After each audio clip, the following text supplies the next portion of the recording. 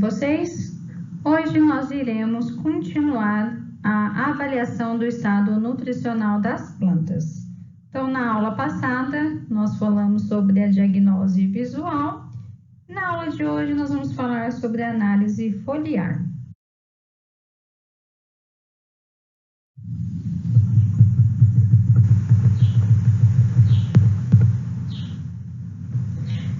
Então, nós já vimos na aula passada sobre a diagnose visual, as suas indicações práticas, a descrição dos sintomas visuais, as limitações da diagnose.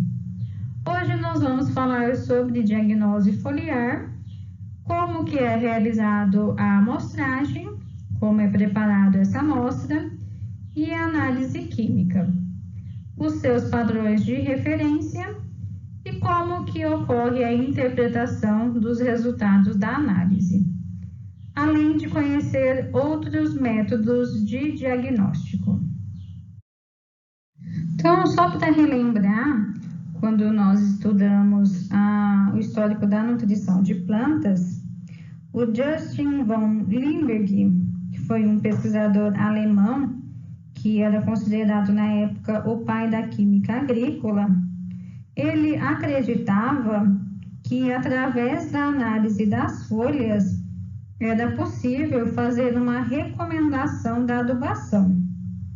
Só que para isso ser possível, é necessário que haja uma estreita correlação entre as produções obtidas e as concentrações dos nutrientes e as concentrações com as doses aplicadas dos fertilizantes.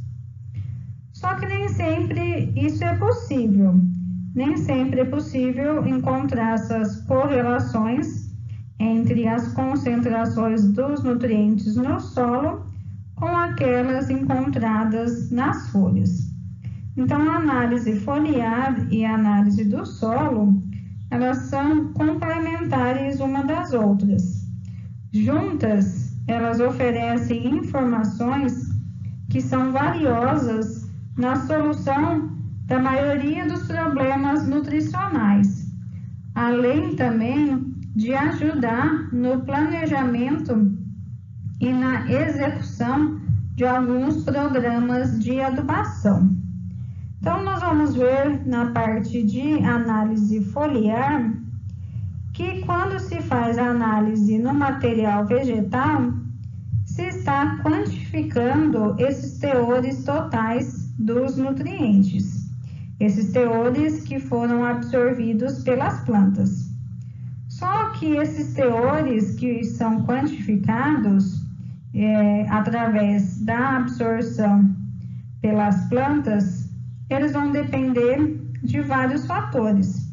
Então, vai depender do teor no solo, vai depender da umidade do solo, da acidez do solo, do desenvolvimento do sistema radicular, dos antagonismos e sinergismo entre os nutrientes, da variedade cultivada, das condições climáticas, qual foi o fertilizante que foi aplicado, da atividade microbiana, da mineralização da matéria orgânica, dos tratos culturais e, por último, da incidência de doenças e pragas. Então, vocês vão ver todos esses fatores influenciando na análise do material vegetal.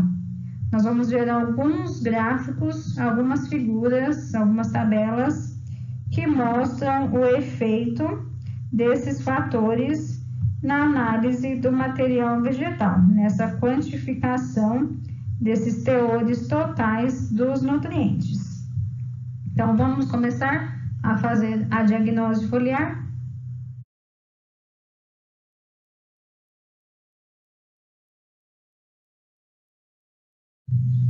Então, a diagnose foliar, ela é um método que vai analisar os teores dos nutrientes em determinadas folhas, em períodos definidos da vida da planta, e vai comparar com os padrões nutricionais da literatura. Então, nós vamos ver 3 padrões da literatura. Nós vamos ver os padrões do livro do Cerrado, Correção do Solo e Adubação, do Djalma, da Embrapa. Vamos ver do Boletim 100, do IAC, de Campinas.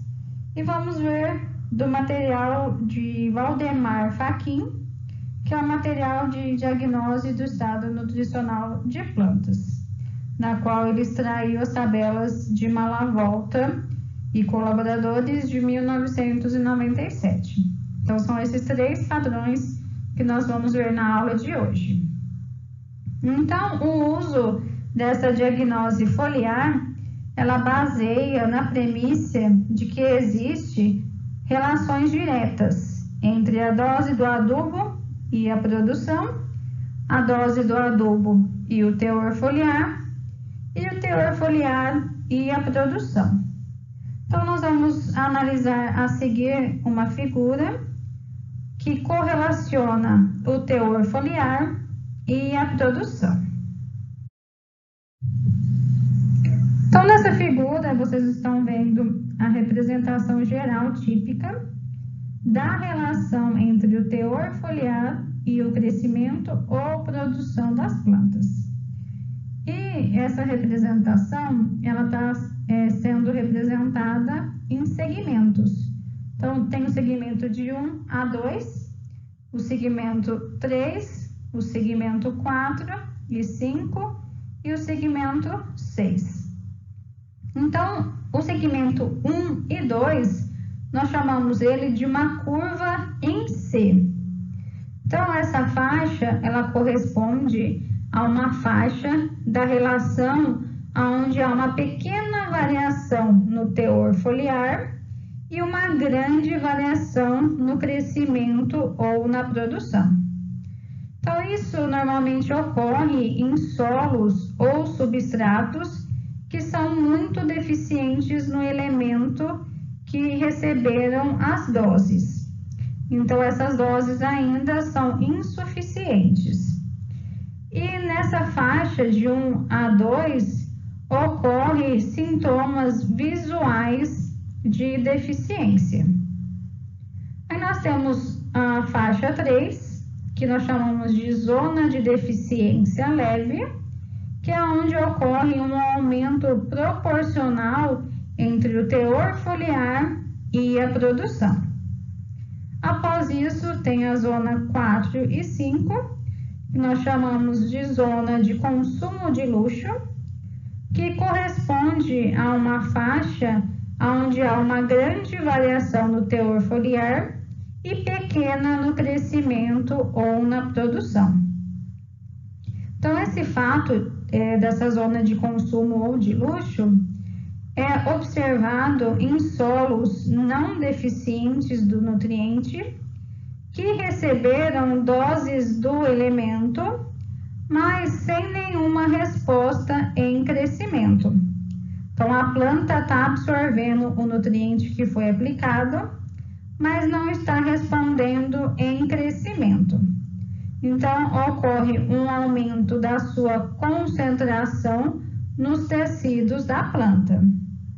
E por último, nós temos a zona 6, que é a zona de toxidez ou desequilíbrio, que vai ocorrer uma relação inversa entre o teor foliar e o crescimento da planta.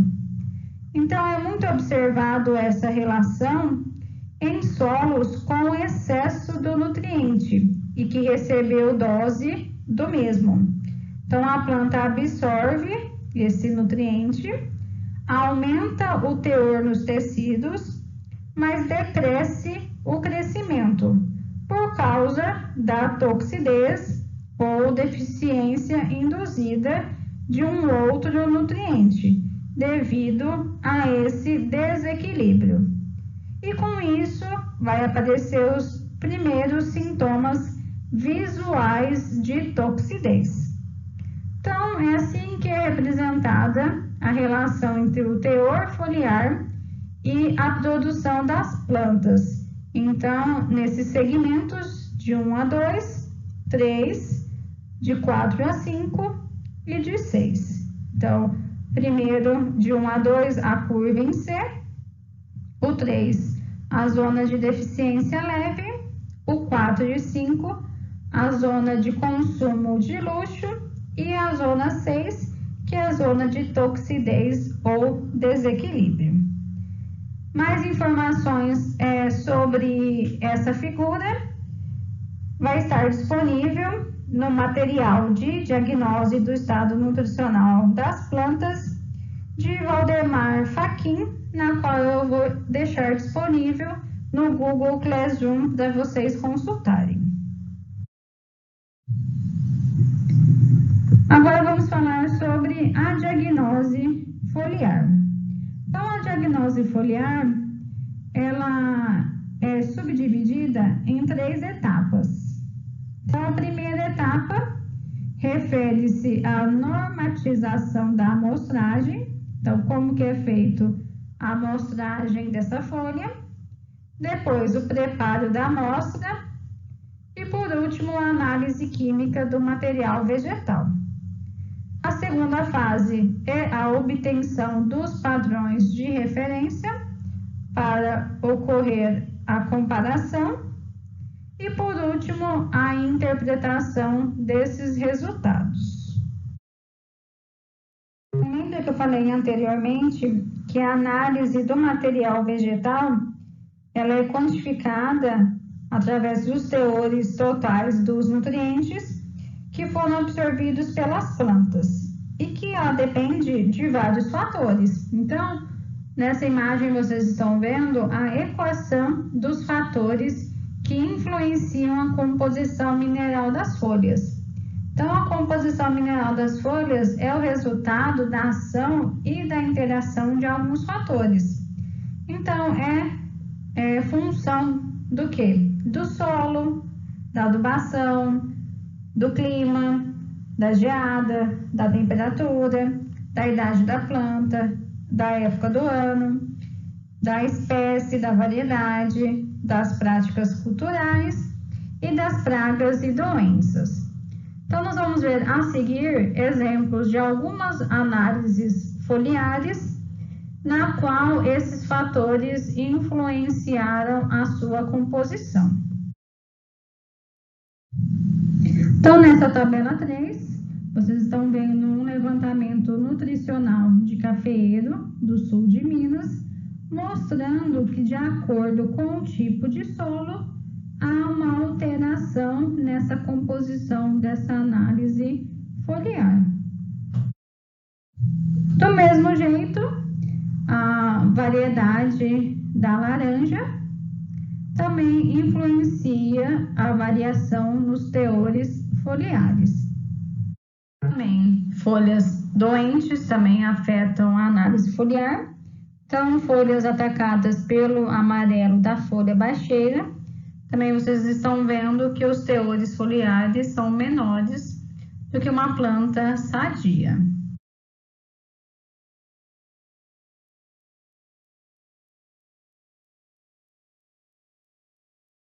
Aqui, como exemplo, vocês estão vendo a composição mineral de folhas de amendoim sadio infestado pela cigarrinha. Então, a composição mineral com manchas amareladas, os teores são menores quando comparados às plantas normais.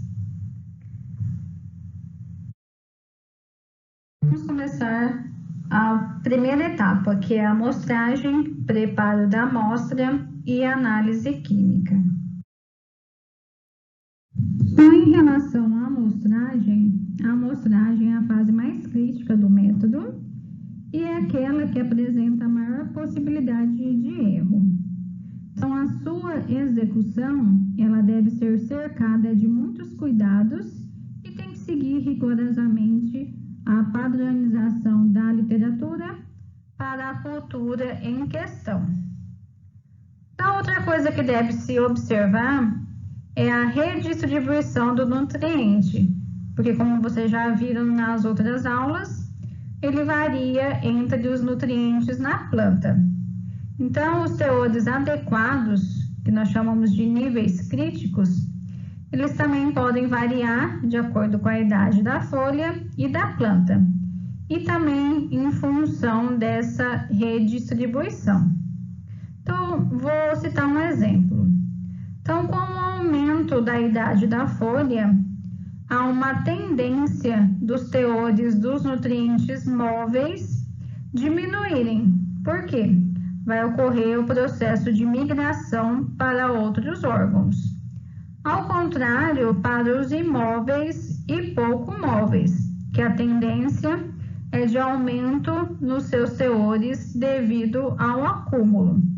Então, por isso que isso é levado em consideração na hora que se escolhe qual é a parte da planta que deve ser amostrada. Então, esse aspecto é um dos que é levado em consideração no momento da amostragem. Então, o teor foliar adequado em uma época, ele pode não ser o mesmo em outra época. Então, por isso que há necessidade de padronizar a amostragem, levando em consideração a idade da folha e da planta. Lembra que nós vimos que a composição da folha pode sofrer diversas interferências, diversos fatores podem interferir na composição da folha? Então, por isso que a amostragem deve ser obtida de talhões homogêneos em época adequada, retirando-se as folhas de posições e de idades definidas da planta em número suficiente. Então, só assim é que a mesma vai representar o estado nutricional da população e pode ser comparado com os padrões nutricionais que estão na literatura. Então, por isso que para cada espécie se tem a época que se deve fazer a amostragem, qual é a posição da folha, qual é a idade da planta e a quantidade de material que deve ser retirado. Então, nós vamos ver essa parte de amostragem hoje. Então, normalmente se coleta a folha recém-madura, que é a folha fisiologicamente ativa ou madura, que é aquela folha que completou o seu crescimento, mas ainda não entrou em senescência. Só que também pode encontrar nos manuais algumas outras partes da planta que serão amostradas.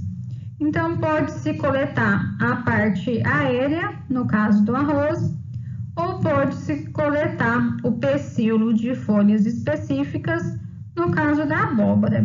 Mas, na maioria das vezes, a parte da planta que é coletada é essa folha recém-madura. Agora, nós vamos começar a ver as tabelas de recomendação para amostragem de diagnose foliar das principais culturas. Então, nós vamos ver 3 tipos de recomendação de amostragem. Essa que vocês estão vendo, que é de Malavolta e colaboradores, 1997, e está inserido no material de diagnose do estado nutricional das plantas, de Valdemar Fachin. Depois nós vamos ver a recomendação para amostragem do Boletim de Cerrado e do Boletim 100 do Estado de São Paulo, do IAC. Então, vocês vão ver que nem sempre as recomendações elas são as mesmas para as culturas, porque isso vai variar de região para região e de tabela de recomendação para recomendação. Uma coisa que vocês têm que se atentar: como a análise foliar ela é baseada em comparação, então eu tenho que usar a recomendação de amostragem a mesma para as tabelas de interpretação. Então, eu não posso usar uma recomendação de amostragem da diagnose foliar de uma região e usar a tabela de interpretação de outra. Então, eu sempre tenho que usar a tabela de recomendação da mesma região com a tabela de interpretação dessa diagnose foliar. Então, vamos ver um exemplo aqui. A cultura do milho. Então, a época de se realizar a amostragem é no aparecimento da inflorescência feminina, no caso o cabelo, e qual é o tipo de folha que se realiza a amostragem? É a folha oposta e abaixo da espiga. E quantas folhas se coleta por hectare? Então, 30 folhas por hectare.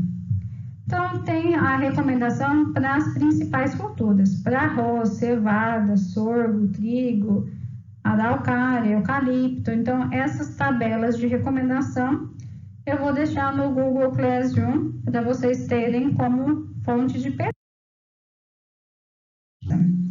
Então, tem para o cacaueiro, para o café, para o chá, para o fumo, para o algodoeiro. Então, sempre tem a época, a posição da folha e a quantidade de folhas. Então, tem as gramíneas, abacate, abacaxi. Então, tem as frutíferas. Então, no caso aqui da videira, no fim do florescimento, na base do primeiro cacho, e de 30 a 60 folhas por hectare. Então, vocês estão vendo que na maioria das amostragens ocorre na época do florescimento. Então, tem para o brócolis, para a cebola, para a cenoura, para a melancia. Então, vamos ver aqui o tomateiro. No florescimento pleno, ou primeiro fruto maduro, tipo de folha, quarta folha a partir da ponta. Quantas folhas a serem coletadas por hectare? 40 folhas por hectare. Então, essas tabelas de recomendação não são tabelas para vocês decorarem os critérios de amostragem. Então, mas vocês precisam conhecer que existem várias tabelas de critérios para amostragem foliar, e aí vocês têm que conhecer em relação a esses critérios, que eles vão variar de região para região, que vocês sempre têm que usar os mesmos critérios que foram usados para a amostragem, os mesmos critérios para as tabelas de interpretação dessa análise. Então, aqui tem para o amendoim, para o cravo, então tem para a maioria das culturas se tem a amostragem. Tem para crisântemo, cana-de-açúcar, então tem das principais culturas. A época, o tipo de folha e o número de folhas por hectare. Então, essa tabela vai estar disponível no material de diagnose do estado nutricional de plantas do Valdemar Fachin, que eu vou deixar no Google Classroom. Então, aqui mostra um exemplo, através de imagem, como que é feito a amostragem da cultura da soja. Então, a cultura da soja se recomenda se coletar a terceira folha, nós chamamos de terceiro trifólio, desenvolvido com pecíolo.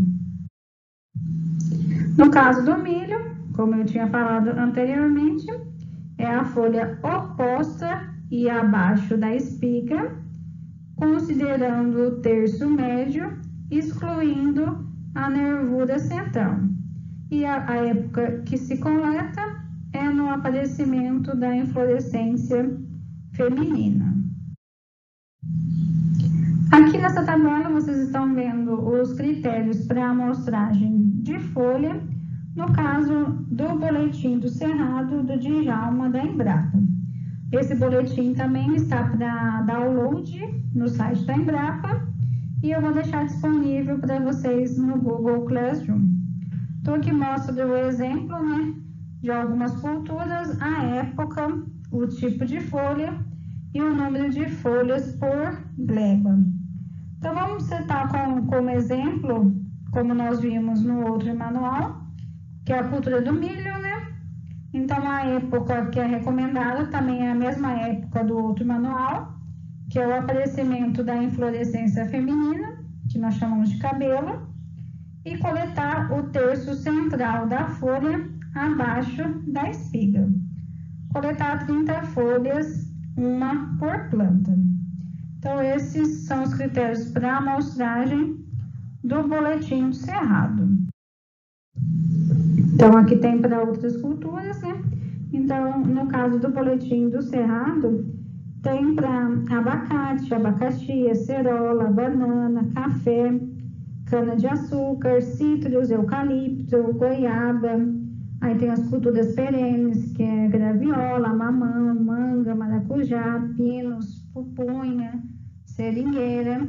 Aí as culturas anuais, algodão, amendoim, arroz, aveia, cevada, ervilha, feijão, girassol, mamona, mandioca, milho, soja, sorgo, trigo, triticale. E tem as leguminosas e as forrageiras.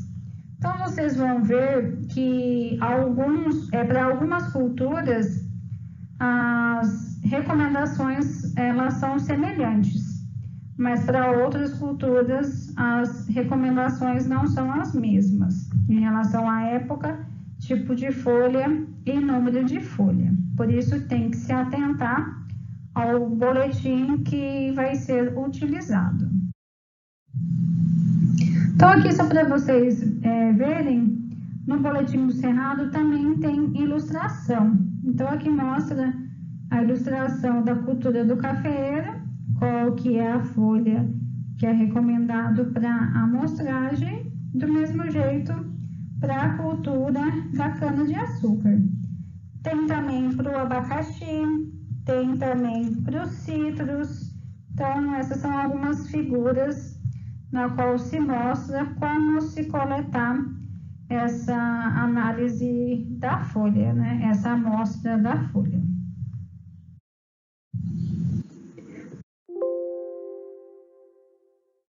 Então, esse é o boletim técnico 100 do IAC. Então, aqui ele mostra a descrição da amostragem também de várias culturas. E no caso aqui, o exemplo da cultura do milho que nós vimos. Então, a recomendação é o terço central da folha da base da espiga, na fase de pendoamento, quando se tem 50% das plantas pendoadas. Então, vocês estão vendo que a amostragem da cultura do milho do boletim técnico 100 é diferente do boletim do cerrado e do Malavolta de 1997. Então, vamos falar um pouco de como que é feito a amostragem no campo. Então, do mesmo jeito que é realizado a análise de solo, a análise foliar também é realizado em zigue-zague. Então, se percorre a área coletando as amostras em zigue-zague. Lembrando que deve-se levar em consideração a época e a folha que deve se coletar. Evitar as plantas que estão próximas de estrada e de carreadores ou aquelas plantas que tenham sinais de ataque de pragas e doenças. Não misturar folhas de variedades diferentes, não misturar porta-enxerto com enxerto, não misturar folhas de idades diferentes, não amostrar também em semanas na qual se aplicou adubo no solo, adubação foliar ou defensivos.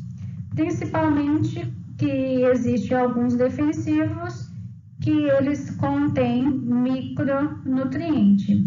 Então, se não for realizado o procedimento de lavar essa folha para poder fazer a análise, acaba contaminando essa minha amostra. Então, por isso que se pede-se não coletar amostras quando foram realizadas as aplicações de defensivos.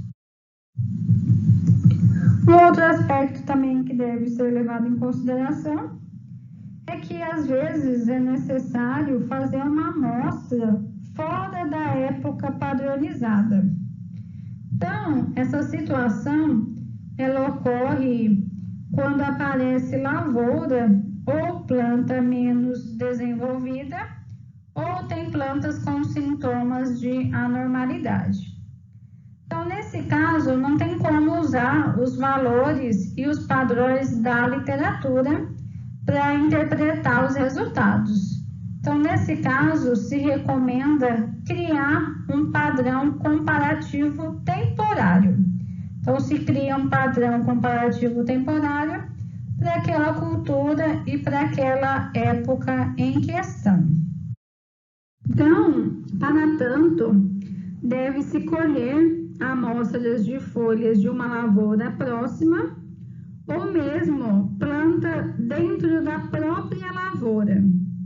Só que essa planta tem que ser da mesma espécie, de preferência da mesma variedade e da mesma idade, e que visualmente ela apresente aspecto normal. Então, os resultados das análises das folhas das plantas ditas normais, elas vão constituir num padrão para comparação com aqueles que foram ditas como plantas anormais.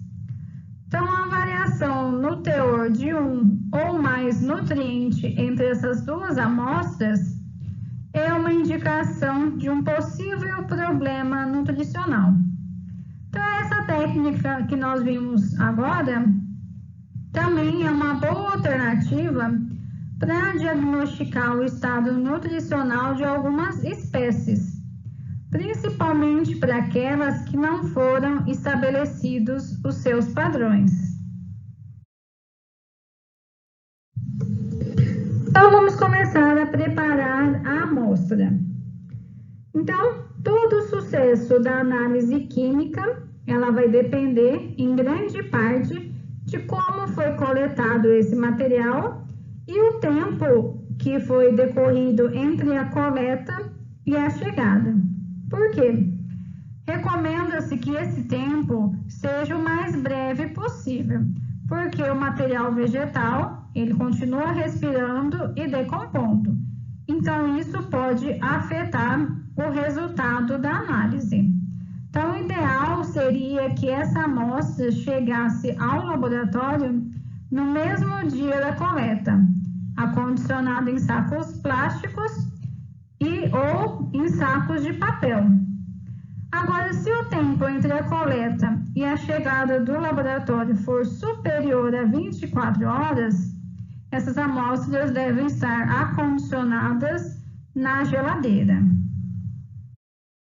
No laboratório, após elas serem registradas e identificadas, elas vão passar por 4 operações: descontaminação, secagem, moagem e armazenamento. Lembra que eu disse que a descontaminação ela tem o objetivo de remover a poeira, os resíduos de adubos foliares e os defensivos, porque eles podem influenciar os resultados. Então, por isso que é feita a lavagem. Então, as amostras obtidas de lavoura que não foram pulverizadas, elas seguem um procedimento. Agora, as amostras obtidas de lavouras que foram pulverizadas, elas seguem outro procedimento. Então, as lavouras que não receberam pulverização, as folhas devem ser lavadas em água corrente e, posteriormente, em água deionizada. Após remover o excesso, as amostras devem ser acondicionadas em sacos de papel e levadas para a estufa, para ocorrer o processo de secagem. Agora, já as amostras que foram obtidas de lavouras que receberam pulverização, precisa ocorrer, além da lavagem com água corrente, essas folhas devem ser lavadas em uma solução de detergente neutro, com o auxílio de um pedaço de algodão em em seguida ser enxaguada com água deionizada. Depois disso, essas amostras são submetidas à secagem, com circulação forçada de ar, numa temperatura variando de 65 a 70 graus centígrados, por aproximadamente 72 horas. Então, qual que é o objetivo da secagem? A secagem ela é necessária para retirar a água dos tecidos, na qual vai interromper a respiração e as atividades enzimáticas e microbiológicas que são responsáveis pelo processo de decomposição. Por isso que após a amostra ser seca, ela pode ser armazenada por um período, porque como ela está seca, retirou a água, vai interromper esses processos que vão ser responsáveis pela decomposição do material. Então, a moagem normalmente é feita em moinhos, que nós chamamos de moinhos tipo Wiley. A limpeza desse moinho ela é importante entre uma amostra e outra, para evitar a contaminação. E após a moagem, elas são armazenadas. Então, elas podem ser armazenadas por um longo tempo, se mantida a baixa temperatura e protegida da luz e da umidade. Então, aqui tem um esqueminha de como é feito a análise química do tecido vegetal. Então, o tecido, após ser moído, ele vai passar por esses procedimentos, né? Então, são 3 linhas de determinação analítica. Tem a primeira linha, que vai determinar o nitrogênio, a segunda, o fósforo, potássio, magnésio, enxofre, cobre, ferro, manganês e zinco, e o outro, o bório e o molibdênio. Então, essas amostras secas e moídas, elas são pesadas. Primeiramente, ela é submetida à digestão com ácido sulfúrico. Depois é destilada e depois é titulada para determinar o teor de N. Depois, essas amostras são submetidas à digestão com ácido nítrico e perclórico para determinar o fósforo, potássio, magnésio, enxofre, cobre, ferro, manganês e zinco. Essas amostras são pesadas, são incineradas e a sua cinza ela sofre ataque do ácido clorídrico, que o ácido clorídrico vai extrair para determinação do boro e do molibdênio. Então, de forma geral, é assim que é determinado analiticamente os nutrientes em laboratório. Os exercícios de fixação. A diagnose foliar, por meio da análise química, ela constitui um método direto de avaliação do estado nutricional das culturas. Contudo, é importante enfatizar que somente será válido um resultado de análise foliar se houver um padrão de comparação, bem como a amostragem correta da folha diagnose. Então, lembra o que eu falei? O padrão de comparação tem que ser o mesmo da amostragem da folha diagnose. Então, quais são os critérios que são específicos para essa correta amostragem dessa folha diagnose, independente da cultura? Então, é o tipo de folha, a época de coleta e o número de folhas por talhão. Então, são esses 3 critérios: tipo de folha, época de coleta e número de folhas por talhão. Lembra que nós vimos os passos para determinar analiticamente os nutrientes, que era a digestão sulfúrica, nítrica perclórica e a incineração. Então, esse exercício fala sobre isso. Então, o processo de digestão das amostras é feito por via úmida. Então, normalmente são empregadas as digestões sulfúricas e nítrica perclórica.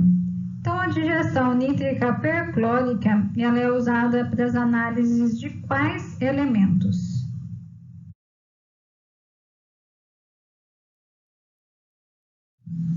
Então, é usado para o fósforo e para o potássio, além do magnésio, enxofre, cobre, ferro, manganês e zinco. A digestão sulfúrica é usada especificamente para o nitrogênio. E por último, esse exercício, que é um exercício de um concurso público, na qual ele está perguntando as condições para realizar a amostragem da cultura da bananeira. Então, qual é a época, qual é a folha e a quantidade de folha. Então, no caso da cultura da bananeira, é na época do florescimento, a folha 3, que é abaixo e oposta às flores, a porção mediana e 25 folhas por hectare.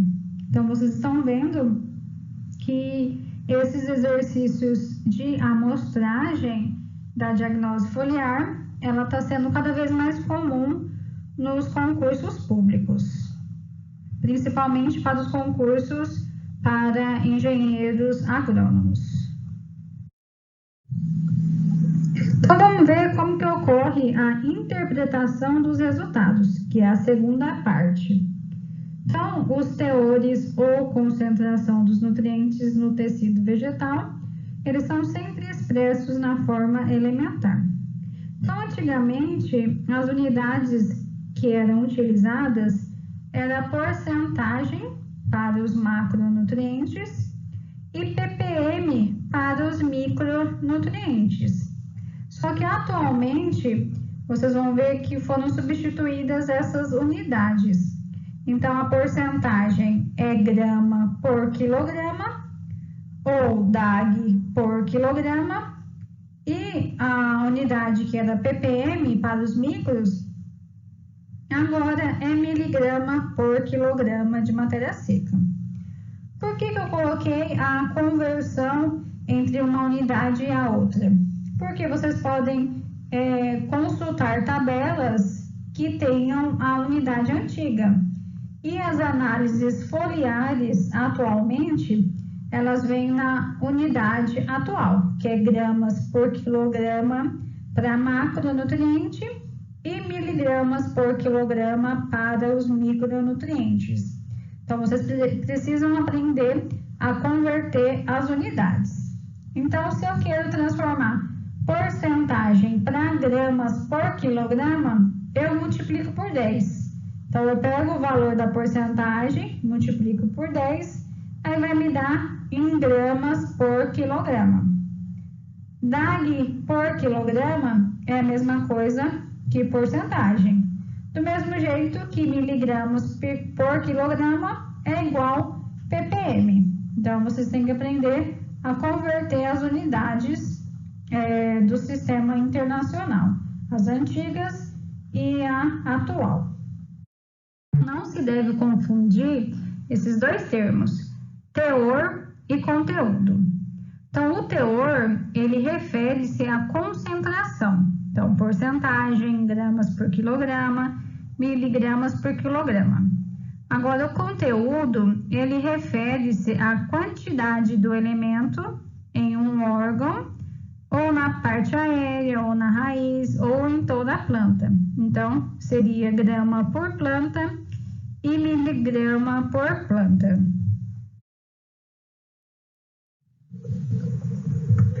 Então, a diagnose foliar, ela tem servido basicamente para acompanhar os resultados da adubação, que ele é recomendado baseado na análise química do solo. Então, nesse caso, a interpretação é apenas qualitativa. Agora, já nas culturas perenes, onde a adubação ela é aplicada parcelada, a interpretação da análise foliar, ela pode dar informação bastante importante para fazer esse ajuste no plano de adubação, que é realizado através da análise de solo. Então, nesse caso, a adubação foliar, ela passa a ser quantitativa. Mas são poucas as informações sobre as quantidades de adubo que deve ser aumentada no caso da diagnose foliar indicar alguma deficiência ou diminuída no caso se ela detectar algum excesso. Então, a recomendação de doses de fertilizantes baseado no resultado da diagnose foliar, ele é encontrado apenas para o nitrogênio. Uma vez que vocês lembram, né, que não se faz análise de solo para esse elemento. E é usado isso em algumas culturas perenes, como é o caso de café e de citros no estado de São Paulo e do café no estado de Minas Gerais. Então, há diversos métodos para interpretar o resultado da análise foliar, sendo o que é o mais conhecido, né, a comparação dos níveis e das faixas de suficiência. Mas também existem outros métodos, que é o fertigrama, o DRIS e o desvio percentual ótimo, a diagnose da composição nutricional, que é o CND. Então, existem outros métodos e existem também softwares para interpretar esses resultados das análises foliares. Então, como eu tinha falado anteriormente, nessa tabela vocês estão vendo que é utilizado o teor foliar para poder prescrever a dose de N. Então, ó, se o teor de N está baixo, adequado ou alto, aí tem as recomendações para as doses de nitrogênio em relação à produtividade esperada. Então, é uma tabela na qual se utiliza o nitrogênio foliar para se recomendar uma adubação nitrogenada. Ficar os métodos de interpretação. Então, nós temos os níveis críticos e as faixas de suficiência, na qual o nível crítico, o teor do nutriente na folha, abaixo do qual a produção ela é reduzida e acima do qual não é econômico. Então, não adianta usar o adubo além de um dado nível ou quantidade, pois mesmo que a produção continue a crescer, esse aumento na colheita não paga o adubo adicional aplicado. Então, como que é feita a interpretação dos níveis ou faixas críticas? Então, quando é nível, é um valor só. Então, por exemplo, aqui, isso é uma tabela de faixas críticas, né? Então, faixas são intervalos. Então, no caso da cultura do milho, o teor de nitrogênio ideal para a cultura do milho na folha é entre 27,5 a 32,5. Então, essa é a faixa crítica do nitrogênio para a cultura do milho. Se fosse nível crítico, seria um valor só. Seria um valor só que representaria esse nível crítico. Então, como que é feita a interpretação usando esses níveis críticos ou faixas críticas? Então, é bem simples. Então, essa é uma tabela de padrão, né? Então, é uma tabela do material do Valdemar Fachin, do Malavolta. Então, como se faz a interpretação dessa análise? Eu pego uma análise, vou dar um exemplo de um teor de nitrogênio. Por exemplo, o teor de nitrogênio da minha amostra deu 24. 24 o quê? 24 gramas por quilograma. Então, eu comparo com o meu padrão. Qual que é o padrão para a cultura do milho de nitrogênio? 27,5 para 32,5. Então, o que quer dizer com isso? Quer dizer que o meu valor está abaixo. Então, quer dizer que a minha análise foliar, o teor de nitrogênio está deficiente. Quando que seria adequado? Se o meu teor estivesse entre 27,5 e 32,5. Quando que estaria deficiente? Quando tivesse acima. Então, essa faixa crítica é o teor adequado, abaixo dela, deficiente, acima dela, excesso. Então, na próxima aula, nós vamos fazer vários exemplos usando esses níveis críticos e essas faixas críticas. Então, nós vamos ver para várias culturas. Então, vocês estão vendo que são tabelas referentes a várias culturas com os seus níveis e com as suas faixas críticas. Do mesmo jeito que tem para o boletim do Valdemar Fachin, tem para o boletim do Cerrado. Lembra que nós vimos como que é realizado a amostragem das folhas no boletim do Cerrado? Então, também tem as concentrações adequadas para as principais culturas do Cerrado. Então, também são tabelas.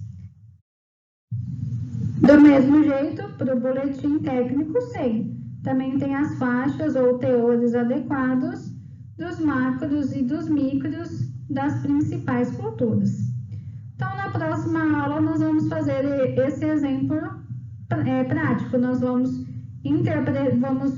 ter várias análises foliares e vocês vão comparar com esses teores adequados e vocês vão dizer se o teor está deficiente, se está adequado ou se está em excesso. Então, é bem simples a interpretação da análise foliar usando os níveis críticos ou as faixas de teores adequados. Também nós temos o fertigrama.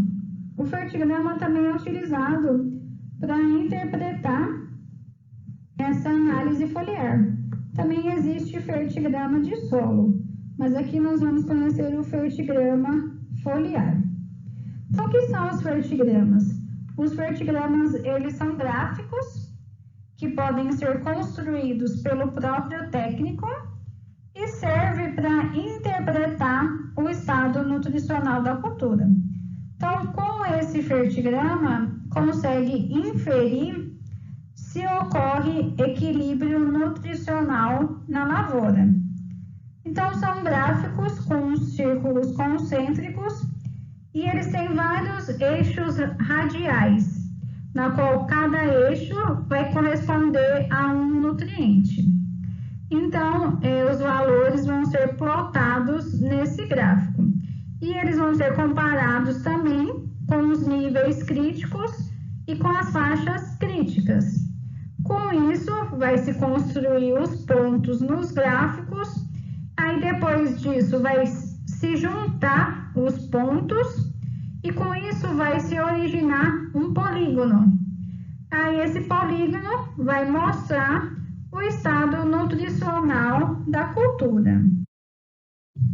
Então, essa interpretação ela é feita comparando o polígono regular, formado pela ligação dos pontos dos níveis ou faixas críticas, com o formado pelos dados da amostra. Então, são dois polígonos que são construídos. Um polígono formado com os valores das faixas ou dos níveis críticos e um polígono formado pelos dados da amostra. Então, quanto mais regular e mais próximo desse polígono padrão estiverem os meus dados, melhor é meu estado e meu equilíbrio nutricional. Se tiver picos e reentrâncias que vão distanciar desse círculo, aí vai indicar os excessos e as deficiências, mostrando os desequilíbrios nutricionais. Então, nós vamos ver um exemplo de um fertigrama de café da região de Minas, mostrando esses polígonos e mostrando a interpretação desse fertigrama, mostrando se ele está em um bom equilíbrio nutricional. Então, vocês vão ver os picos e as reentrâncias que vão indicar esses excessos e essas deficiências.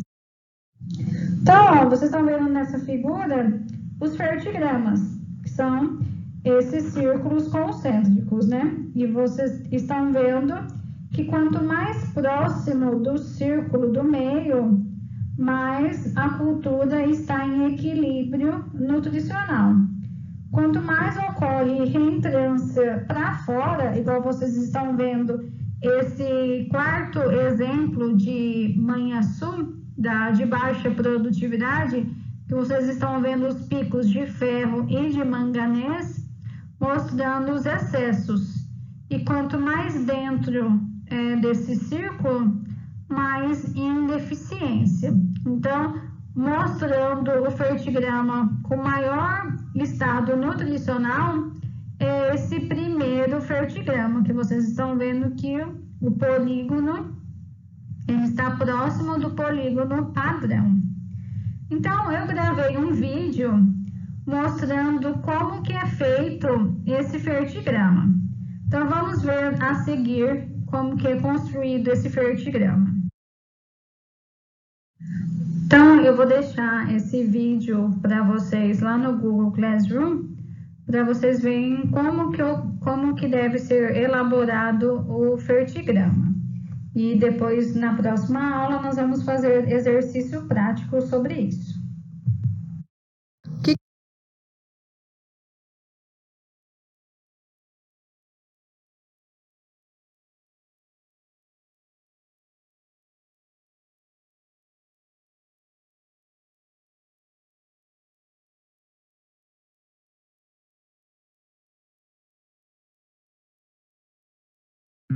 É o Sistema Integrado de Diagnóstico e Recomendação. Então, ele possibilita identificar a ordem de limitação nutricional, agrupando os nutrientes, indo desde o mais limitante por deficiência até aquele com maior limitação por excesso. Então, nos métodos tradicionais, que é o que nós vimos anteriormente, as épocas de amostragem sempre ocorrem em um estágio fenológico e que não é mais possível realizar as aplicações dos fertilizantes de uma forma efetiva para corrigir essas deficiências. Então, por isso que surgiu o DRIS, que ele é uma alternativa, visto que ele baseia em um sistema de cálculo que vai permitir a amostragem em diferentes fases do desenvolvimento das culturas. Então, com isso, permite realizar o diagnóstico e a correção nutricional durante o ciclo da cultura e na mesma safra. Baseia no cálculo de um índice para cada nutriente, comparando-se as relações entre um elemento e cada um dos demais nutrientes. Então, quando o índice DRIS para um determinado elemento for igual a 0, significa que o nutriente está em perfeito equilíbrio com os demais. Se o índice for negativo, indica que o elemento está abaixo do nível ótimo, enquanto que o índice for positivo, indica que o nutriente está acima do nível ótimo. Só que essa base de interpretação, ela pode variar muito de acordo com os técnicos. Então, vou citar alguns exemplos. No caso, para alguns técnicos, o valor de índice DRIS menor que -1 significa que o nutriente está deficiente. Se os valores forem maior que 1, no excesso. O intervalo de -1 a 1 como adequado. Só que tem alguns técnicos que consideram a referência não 1, mas como 1,5. Então, no caso, se for menor que 1,5, considera como nutriente deficiente. Se for maior que 1,5, nutriente em excesso. E o intervalo adequado é considerado entre 1,5 positivo a 1,5 negativo. Então, isso vai variar muito essa base de interpretação de acordo com os técnicos. Então, nós vamos ver um exemplo do DRISoja da Embrapa de como realizar essa interpretação.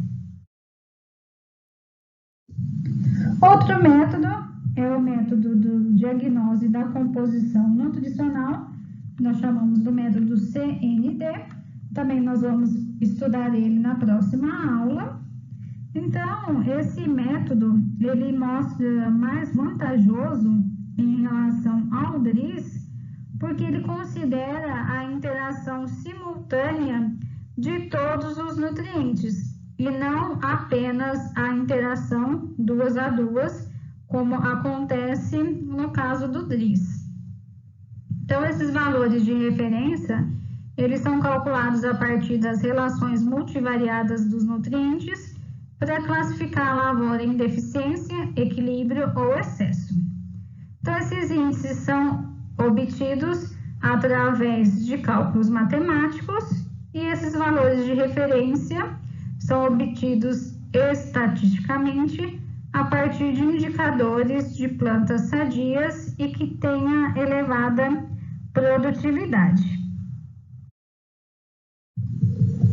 Então, a interpretação desse método, ele é realizado através da interpretação do estado nutricional de uma planta, que ela pode ser estabelecida comparando a concentração foliar do nutriente com o seu valor de referência. Então, através de equações e planilhas eletrônicas ou software, que nós vamos conhecer, que é o software da Unesp, torna indispensável o emprego do método CND.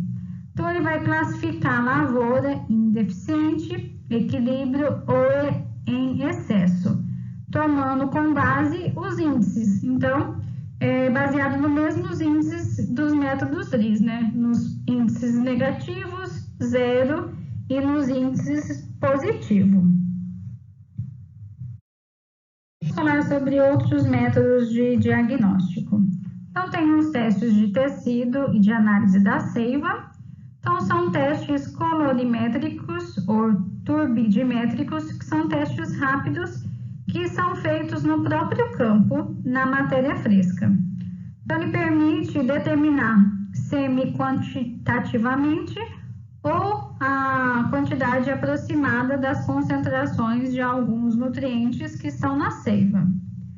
Então, lembrando que na análise foliar são determinados os teores totais dos nutrientes nas folhas, ou seja, tanto as formas solúveis como as formas insolúveis. Então, a grande vantagem desse teste é que a análise é feita no próprio campo e os resultados são imediatos. Só que existem interferências de outros fatores não nutricionais, como o horário do dia, umidade, temperatura. Então, com isso, exige do técnico bastante cuidado na aplicação da técnica e também na sua interpretação dos resultados. Então, o princípio dessa técnica é que ela baseia os testes na qual a lavoura de alta produtividade ela deve apresentar no seu suco celular ou na sua seiva teores solúveis dos nutrientes. E essa técnica se baseia na reação química que acontece desses nutrientes na sua forma iônica com os reagentes específicos e com isso há o desenvolvimento da cor. Quanto maior a concentração do nutriente na seiva ou no suco celular, maior será a intensidade da coloração desenvolvida. Então, no Brasil existem alguns kits que são encontrados no mercado para analisar o nitrato, o fosfato e o potássio, né, o K+. Então, esses kits, eles trazem os reagentes específicos para cada nutriente e os materiais necessários para análise, do mesmo jeito, dos padrões de cor, para realizar a interpretação desses resultados.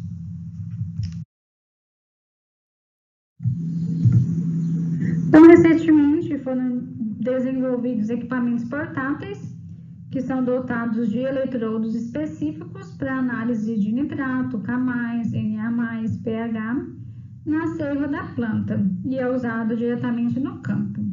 Então, são kits fabricados no Japão e o método consiste na coleta da seiva da planta através de micropipeta. Aí coloca essa gota dessa seiva sobre o eletrodo e faz a leitura do resultado.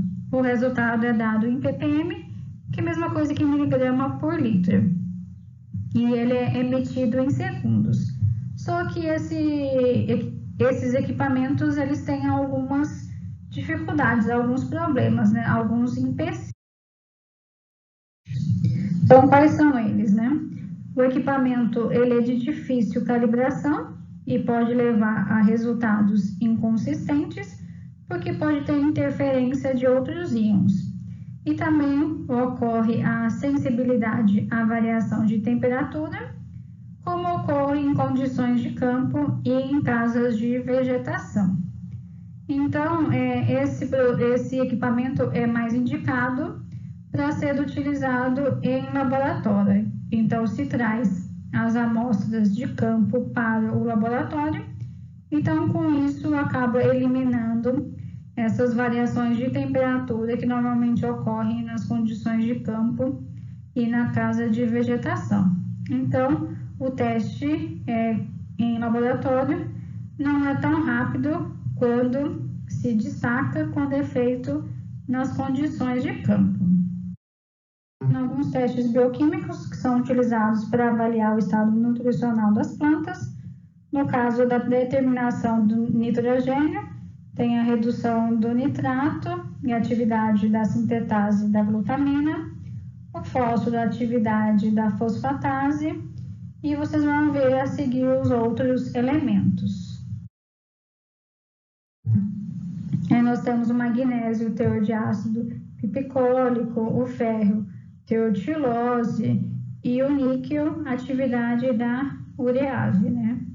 Então, são outros métodos de diagnósticos que são utilizados. Tem análise de clorofila, que vocês devem conhecer, através da determinação do teor de clorofila, através de um medidor portátil, que é o SPAD, né, da Minolta. Então, ele tem sido demonstrado que o teor de clorofila ele pode ser um indicativo da concentração de nitrogênio nas plantas, né? Então, é um método diagnóstico para a deficiência do elemento. Então, ele tem sido usado para diagnosticar o estado de algumas culturas, no caso do milho, batata, trigo, arroz, entre outras culturas. Então, ele é usado no campo e é um dos medidores portáteis mais fáceis de serem utilizados. O método SPAD, que nós vimos anteriormente, ele mede a maior ou menor intensidade da cor verde das folhas e o uso do aparelho, ele exige atenção para algumas condições que podem alterar o resultado. Então, apenas o nitrogênio, ele deve estar influenciando o teor de clorofila. Então, não pode ter deficiência de outros nutrientes, como, por exemplo, o ferro, que leva à diminuição da sua síntese e causa o amarelecimento. Lembrando que a tonalidade da coloração verde das folhas varia de acordo com a espécie, cultivar, tipo e idade da folha, e isso pode afetar a leitura. A parte da folha também modifica a leitura, então deve ser feito padronização da leitura para usar a folha indicada para cada cultura. 5 recomendações de amostragem de folha para medir a clorofila. Então, para a cultura do arroz, a amostra deve ser realizada 2 semanas antes ou depois da diferenciação da panícula, a folha mais recentemente expandida, 3/4 de distância da base para a ponta da folha e o valor adequado para a leitura da clorofila maior que 40. A batatinha, a 4ª ou 5ª folha da ponta da planta para baixo, 1 mês depois do plantio, pouco antes da iniciação dos tubérculos, e o valor adequado entre 49 e 56. Do milho, no aparecimento do cabelo, folha abaixo da espiga principal, leitura a 1,5 centímetros da margem da folha, e os valores adequados entre 45 e 48. Então, esses parâmetros vocês encontram em Malavolta e Colaboradores 1997, e ele está junto no material de diagnose do estado nutricional de plantas do Fachin, que eu vou deixar no Classroom. Então, é importante ressaltar que todos os fatores que afetam o teor de clorofila afetam a tonalidade verde da planta, e com isso vai afetar os valores da leitura do método.